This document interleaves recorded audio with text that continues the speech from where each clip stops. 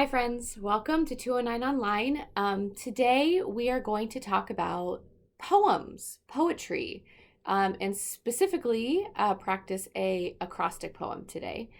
Let's start off with talking about what is a poem? What is poetry?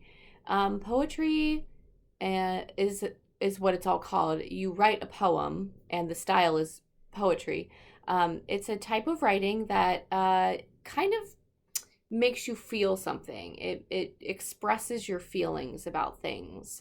There's lots of different types of poems. Some are rhyming, some don't have to rhyme. A lot of people think it has to rhyme for it to be a poem, but that's not true. Some are not rhyming, but the style of it kind of gives it a melody. And in speaking of melody, a lot of poems are used in songs. When people write songs, they usually like to make the lyrics or the words rhyme. It kind of flows a little bit nicer. So that's another type of poetry. I have a poem here, and the reason I chose poetry right now is because it's springtime and there's so many beautiful things to see and talk about and feel in the springtime. So I thought now would be a great time to talk about poems. In fact, I have a poem right here about spring, and I'm going to read it to you. It goes like this. I'll try to turn so you can read it with me if you want to. All right. Good? Okay. Spring. That's the title. The wind told the grass, and the grass told the trees told the bushes, and the bushes told the bees. The bees told the robin, and the robin sang out clear, wake up, spring is here. So did you hear all those rhyming words in there? And it had a nice flow to it. It was almost like a song. I'm going to put this spring page under the video so you can click on it and read it yourself on your computer, or you can print it out. It is a really cute page. If you'd want to print it and color it, I wouldn't blame you. It's really cute. Let's talk about another type of poem that exists, and it's called acrostic poems. And today I'm going to have us try an acrostic poem. So here's my example. Miss Stacy made this a long time ago. An acrostic poem has two parts to it.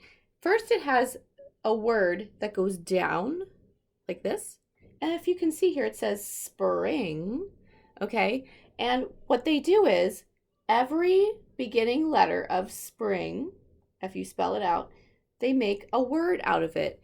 And what you usually do is you use the word spring, and these words are supposed to be describing spring, okay?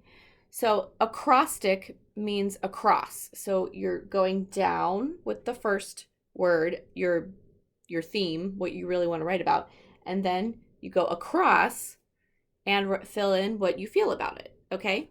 So this says spring, as you know. This is how we're describing spring. S is for sunshine.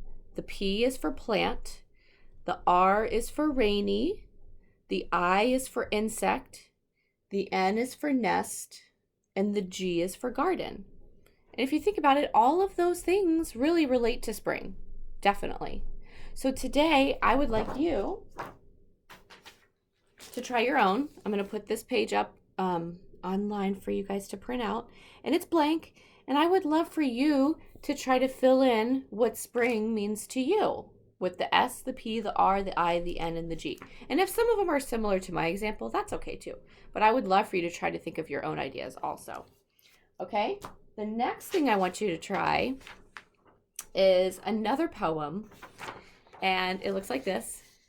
It says, Spring Census Poem. Okay? So here it says, spring looks like what? What does spring look like to you? Think about it. Spring looks like sunshine? I don't know. Whatever you think spring looks like with your eyes, okay? You're using your eyes to describe that one. Spring sounds like, you're going to use your ears. What does spring sound like to you? And I'd like you to fill it in right there. Spring feels like, use your touching sense. What if you were thinking of spring and you were touching something, what would you be touching? And what would it feel like? Spring smells like, When you go outside in the spring, what do you smell? I would say flowers, don't you think? And the last one is spring tastes like. So, what do you taste in your mouth that reminds you of springtime?